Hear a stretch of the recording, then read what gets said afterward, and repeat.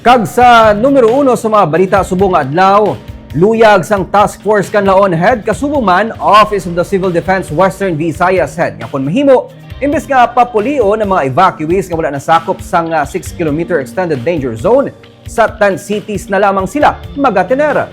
Sa pagsinapol sa mga alkalde kag tiglawas ang syudad sang Bago kag Lacasiliana kay Negros Occidental Governor Eugenio C. Lacson sa Martes, ginkasugtan nila nga maga-decamp na ang mga yadtong sagwa sang 6-kilometer danger zone. As of press time, ginsiling ni Mayor Romayla Mangilimutan nga unahon niya papauli ang yadtong apektado nga gikan sa barangay Sagang. Sa Bago City, suno kay Dr. Mary Jean Ortizo ang pamuno sang DRMO, tigayon na nga nakapauli ang mga 128 families upon 461 ka mga individuals na nagapuyo sa lugar nga hindi sakop sang 6-kilometer danger zone.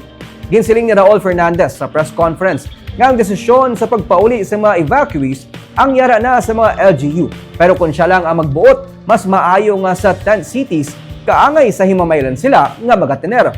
Kasi nga pamaagi sarang man nga makabulig ang iban pa nga mga LGU sa mga apektado nga mga LGU. Mga responsibilidad naman sa LGU ang pagpasiguro nga plastado ang tanan lakip ng pag-evacuate in kaso nga may paglupok nga matabo. Nagapanindugan man si Fernandez nga dapat magapabilin nga hilway sa human activity ang 6-kilometer danger zone. Natala na siya nga magasapol sa gobernador. Yung tanong ko ako, I prefer na sa density sila. But, of course, sabi ko nga po, call ko nila yun. Kasi at the end of the day, kung magkaroon po ng matinding pagputo, sila pa rin po yung magre-rescue ng kanilang mga tao. So, if they, kung sa kanila po ang assessment nila, kaya nilang itulungan po yung mga kanilang tao outside the scenes. Kasi may buffer na po tayo doon eh. Kasi kung titignan po natin yung eruption po last December 9, yung PDC po, umabot siya hanggang 4 kilometer. Kaya nga po, inililibre natin 4 kilometers na permanent danger zone. Umabot hanggang 4 kilometers. So we still have that buffer na 6.